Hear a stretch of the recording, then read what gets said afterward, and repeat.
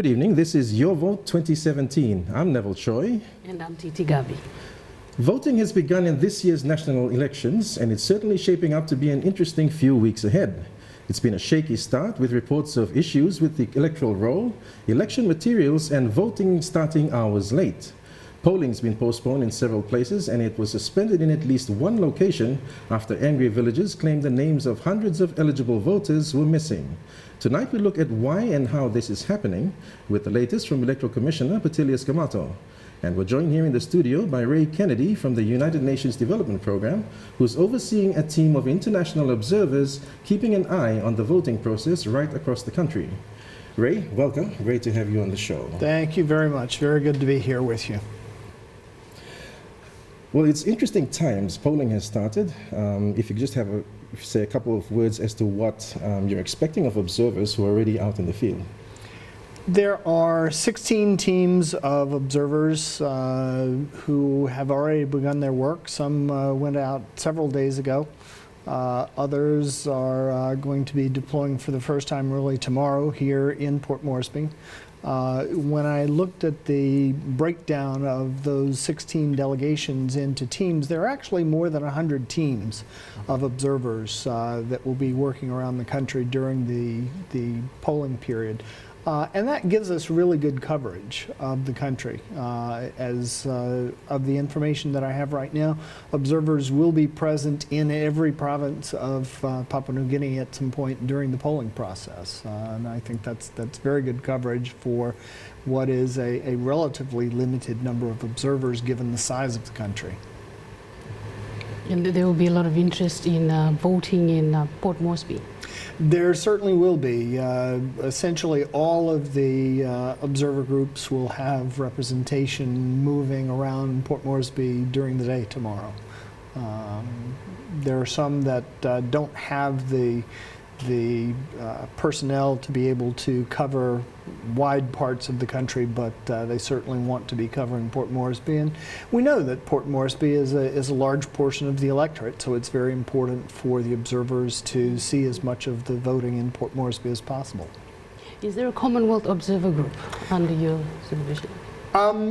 We are providing coordination support, assisting the Electoral Commission in that. So the United Nations has no control over anyone as far as the observation. We don't tell them where to go. We offer a range of suggestions if they ask us where they can go.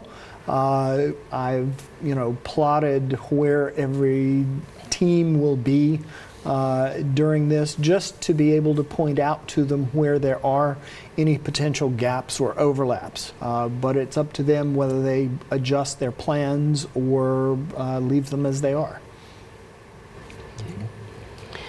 Well, around 100 voters in the Bulolo district in Morobe weren't able to vote today. People who turned 18 after the last election say they weren't able to register to vote because of a shortage of registration forms.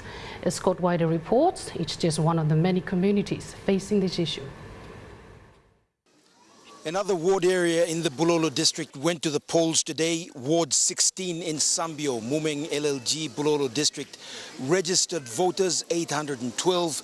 The ward councillor said this morning polling officers brought only 800 ballot papers. 12 registered voters won't be able to vote in this election.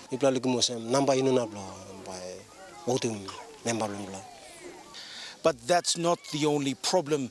Up to 100 young adults who turned 18 after the 2012 elections missed out on voting in this election. Earlier in the year, when the Electoral Commission carried out the registration process, there was a shortage of forms. Requests by ward councillors for additional forms weren't attended to, leaving many young voters unregistered. All man were only 18, all by vote this national election. No got form. Only no kissing name long. Miss Pilim Name exploring long by must vote. Last 2012 they come now 2017. That's what I mean of been establishing a vote. All and working census all no put him in control command road. Now maybe me vote. Me by vote. So picking me but I must vote. I want to vote long. o candidate to yimila Papua New Guinea. Initially, when concerns were raised about the shortage of registration forms, the Electoral Commission remained tight-lipped about it. No clear answers were given to ward councillors who were the first to raise the alarm. By the end of polling, many young men and women will have missed out on the opportunity to vote the leader of their choice. 100 eligible voters in Sambio missing out on voting may not seem like a large number, but it represents 1/8 of the total voting population in this ward area. This is just a tiny glimpse of the extent of the problems with the electoral roll nationwide. Scott Waide, National MTV News, Bulolo. That's the latest from Bulolo district in Morobe, but it certainly wasn't an isolated incident. Ray Kennedy, you're UNDP's electoral support team leader. There are more than 100 international observers that are out on the ground, keeping an eye out on how the election is going. We know they're there to report things exactly like what we've seen happen in Bulolo or Abau in Central Province. Discrepancies in the common roll, for example. So what reports have you had back so far? The only reports that I've had back so far were of some of the delays in getting started and possible postponements of one-day polling up in the Highlands in some locations.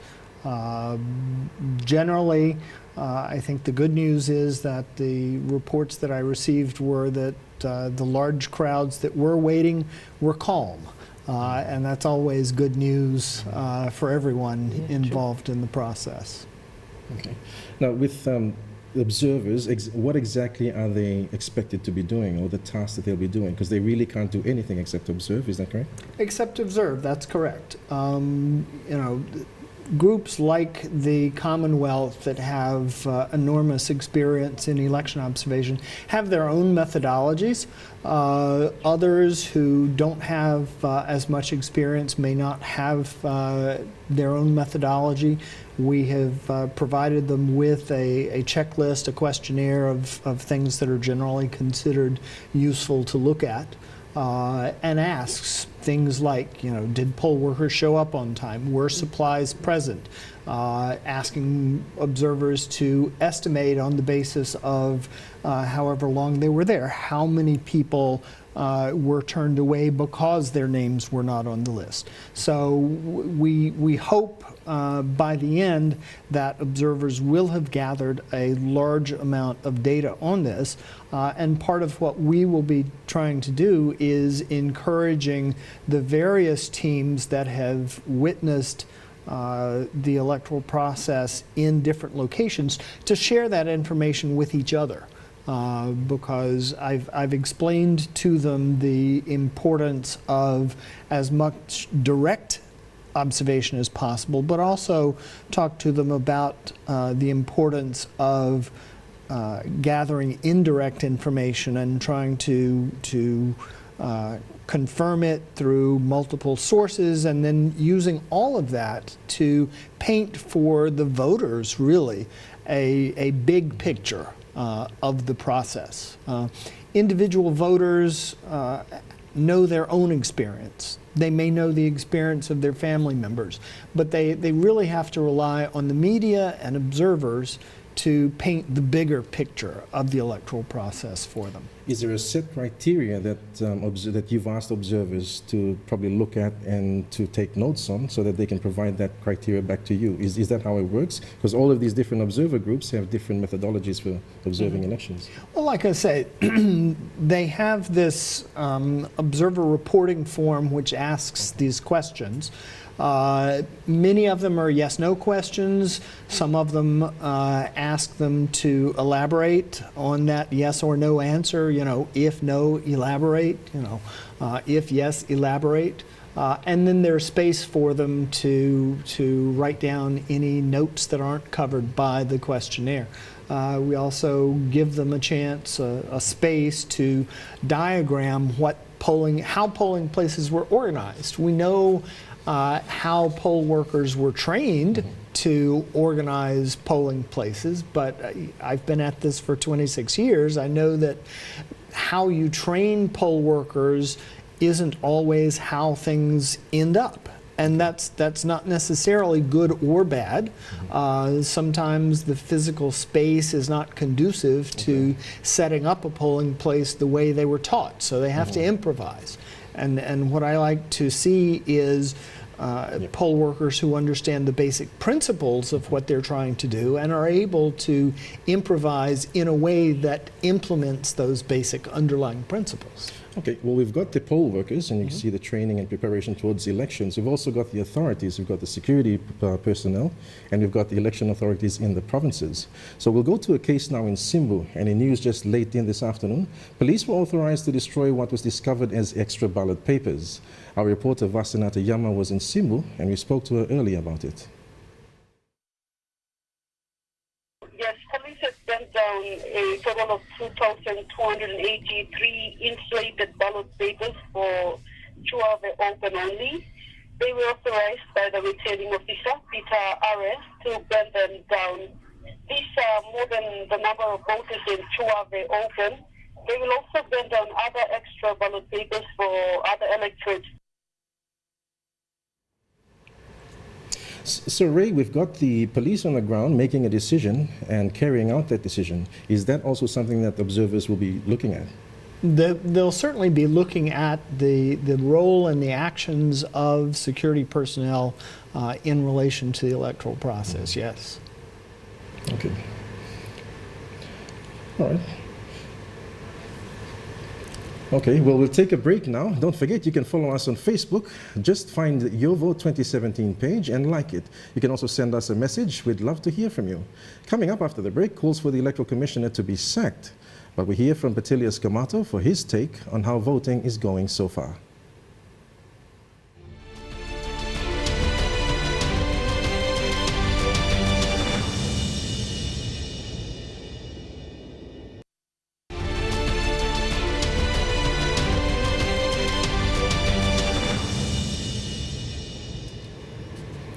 Welcome back. I'm Titi Gabi, and this is Your Vote 2017. Neville, voting began on Saturday, and while it has continued in many locations today, we've heard already there have been various problems, from names of registered voters missing to ghost names still on the roll. The Electoral Commission is defending the way polling is going so far, but at least one candidate is calling for Patilias Gamato to be sacked. Former Prime Minister Semekere Morauta claims Mr. Gamato and the head of the Election Steering Committee, Isaac Lupari, have compromised the election and says it's in chaos. Semekere released this statement today. The election has barely started and reports are coming in from all over the country of chaos, delays, irregularities and problems of all sorts. The public does not have any confidence in Mr. Gamato and Mr. Lupari. There is growing dissatisfaction with the conduct of the election. And if it continues the way it has begun, the public cannot have any confidence in the outcome. But the Electoral Commissioner says polling is generally going well. So basically, across the country, let me say that polling has commenced. There is no major incident as reported. But there are minor issues that we are handling, issues like the roll issue. I've already made a decision that the officials can use the preliminary roll, which is near to accurate or is there, almost is good. So we will continue to use the preliminary roll and hopefully we can complete the polling. That was Electoral Commissioner Patilias Gamato earlier today. Now, Ray, I'd like you to weigh in on this. In your experience as an observer, it's just early days in polling, and even though there's some mishaps already, Gamato's taking a strong stance on it and doing corrective measures for it. Well, one thing that I have been saying to election officials and observers all over the world for many years is there's no such thing as a perfect election anywhere, anytime. One of the first election officials that I met in Brazil in 1989 when I observed my first election later wrote a book, and in the introduction to the book said that short of going to war, administering an election is probably the most complex activity of the modern nation state. And people who have not administered an election don't understand how complex it really is. Because elections involve so many people, because people are imperfect, it's an impossibility to have a perfect election. We want elections to be as good as they can be under the circumstances. I always like to say, every election should be better than the election before. You've got a lot of variables in play in any election. Now, you would have been briefed by the Electoral Commission in the lead up to the elections of the 2012 outcome of the 2012 reports and the recommendations by some of the observer groups. And the electoral roll, or what used to be called the common roll, was one of the highlights. What's your take on what we are experiencing now, early days into voting? It's still the cause of a lot of heartaches. Yeah, and I would say that the general statement about there's no such thing as a perfect election also extends to voter rolls. There's no such thing as a perfect voter roll. People are constantly moving, people are passing away, new people are becoming eligible. I'm particularly sensitive to the issue of young voters not being able to vote, first-time voters not being able to vote. When I turned 18 1 week after one of our big presidential elections, and I was unable to vote. I had worked on a campaign, put my heart and soul into it, and I couldn't vote. And all of the research says that getting young voters to vote that first time is one of the keys in turning them into lifetime voters. If you want someone to be a lifetime voter, get them to vote that first time. But there is no such thing as a perfect roll, just like there's no such thing as a perfect election. Earlier in the program last week, the Electoral Commissioner made reference to the changes, the number of changes they made to the electoral roll. Mm-hmm. So he quoted 109 names that were changed on the common roll, but we're monitoring via social platforms, and there is clearly more than 109 people complaining about names not being on the roll or names appearing in electorates outside of the provinces they live in.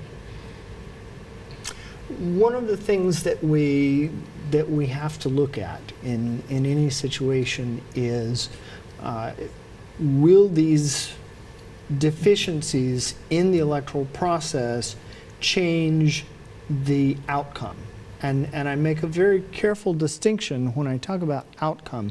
Outcome is not results. Results are numbers, and numbers can very easily be off. But would the problems with the process cause a difference in who actually wins, who's actually sitting in Parliament at the end of the process?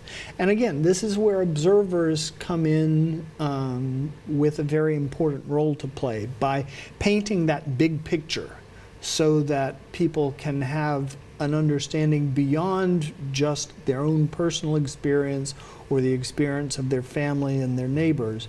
They can have a better understanding of the overall process and whether the overall process represents the genuine will of the voters. Was there anything that stood out from the observer groups that have arrived in the country and when they were going through orientation about Papua New Guinea? Was there anything that stood out? Because I've spoken to at least one observer, and she was telling me that she's dumbfounded that we don't have a central database of everybody in the country.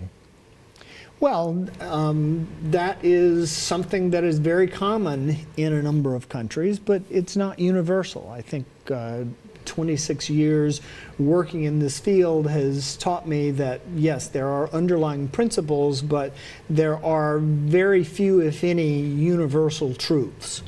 What is appropriate in one country isn't necessarily appropriate in another.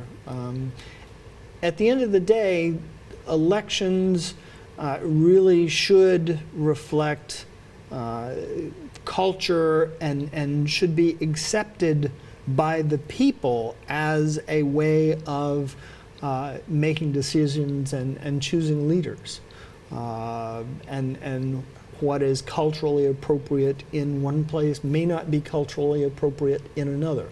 One example that I like to give is, how do you break a tie?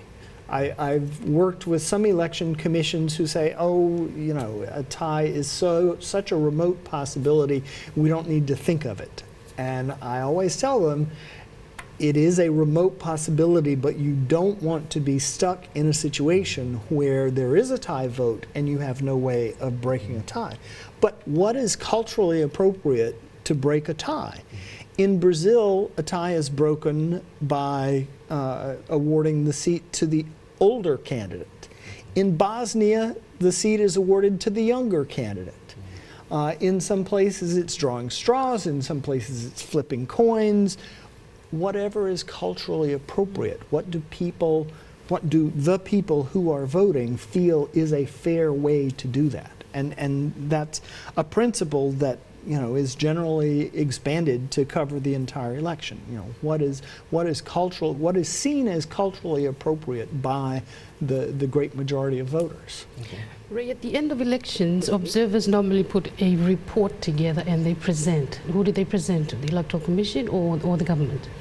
Often to both. Okay. You know, the invitations to observers, certainly to diplomatic missions here in Port Moresby and elsewhere, those were sent through the Department of Foreign Affairs, and I would anticipate that to the extent that there are reports forthcoming from those might go to Foreign Affairs as a courtesy.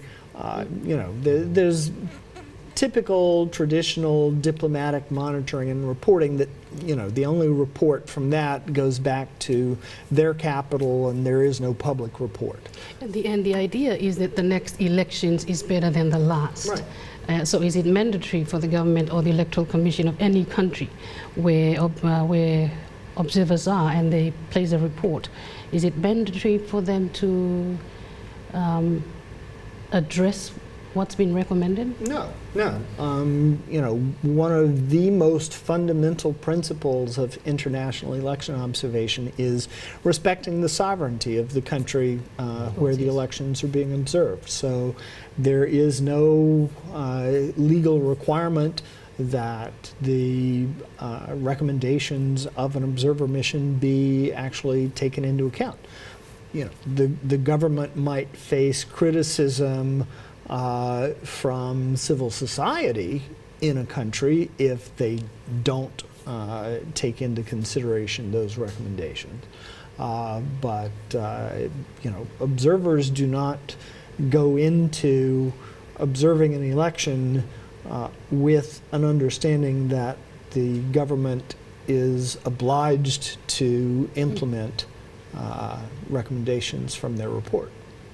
When is the closing date, or when is the date that the observers will actually start compiling their reports? Is it the return of writs, or is it when all the election information is given back to Port Moresby? I think that's going to vary depending on their methodologies. You know, some may issue preliminary statements before departure and then come up with a final report later on. That's fairly usual in the observation field. Some may, you know, be focusing on reporting already and have whatever statement they're going to make, they may make, you know, up as they are departing. Okay. All right. Well, you're watching Your Vote 2017. Don't forget, we want to hear from you, or if you have questions, you can ask them via our Facebook page. Just find the Your Vote 2017 page and like it. Make a comment or send us a message. We'll be waiting.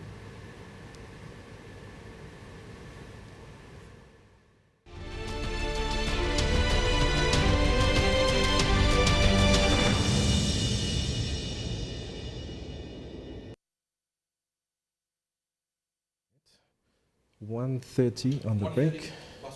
Some Some recommendations from the last elections were actually used by the Electoral Commission for this election. The queuing styles. And what else did he say? The queuing styles and a separate lane for women, separate lane for men, and additional express lane. Express lanes, yeah.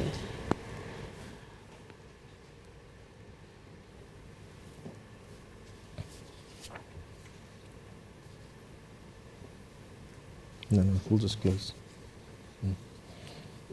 We'll just have some final words from yourself, Ray.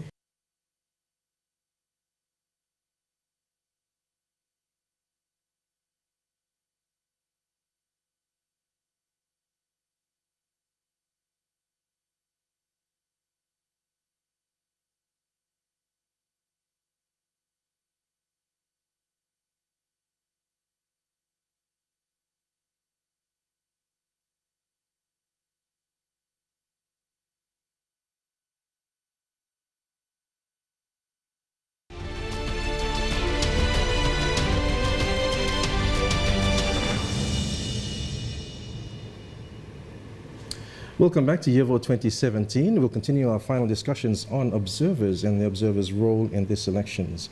Ray, are there any final words that you would like to give with regards to observers? And I'm sure they'll be giving their recommendations, but should we respect the process that the Electoral Commission, the local authority, is going through to work through these problems that we're seeing?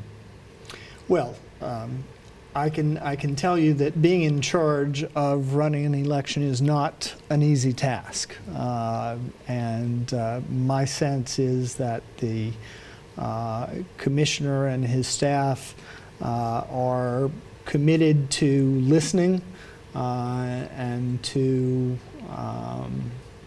giving full consideration to the recommendations for the observers. I've had no indications that the commissioner or any staff wanted to limit the work of the observers in any way.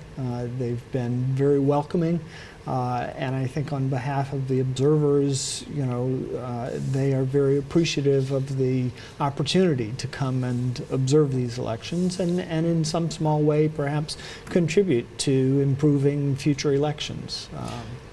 Is it a good thing that the number of election observers this time around is greater or more than election observers who came in the last elections? Is that a positive thing? I think it is. Like I say, I've been at this for quite a while, and I can tell you that in Latin America, for example, the more countries had the opportunity to share experiences with others. Countries started inviting election officials from neighboring countries, and everybody started inviting everybody else to their elections. And you really develop greater camaraderie and a better understanding of common problems and different ways of addressing these common problems. So interactions between election officials, I think, are really important, and we do have a number of active election officials among the observers. We still have some observers yet to arrive, including active election officials from other countries, and I think Papua New Guinea can only benefit from that, and hopefully also share some of its experiences for the benefit of those others. I know, for example, there's one election official here who is particularly interested in how the LPV system works, because it might be implemented in their country soon, and is using this as a good opportunity to see it at work on the ground. Okay, and looking forward, with more observers coming to observe elections in Papua New Guinea, that also raises the level of transparency in the process itself. That's obviously a good thing. That's a good thing. I have worked in elections around the world, and I can say with pretty great confidence that transparency is one of those things that gives voters a lot of confidence in the process, and voters are willing to forgive a lot more shortcomings in an electoral process if they feel that the election authorities are being transparent with them. Okay. Well, Ray Kennedy from the UNDP, thank you very much for your time on Your Vote 2017. That's all we have time for on the program. And again, thanks to Ray for making his time available for us tonight. And I think he shared a lot that we can take to heart. Thank you for watching. Don't forget, for the latest updates of the election, you can follow us on Facebook. That's Your Vote 2017. We're also broadcasting special live bulletins with the latest from our team of reporters covering the elections across the country, live every day at 1 p.m. here on EMTV. And we'll be crossing from the Electoral Commission headquarters every day, starting tomorrow at 3 p.m. for the latest from the Electoral Commissioner Patilias Gamato. I'm Neville Choi. And I'm Titi Gabi. Thanks for your company.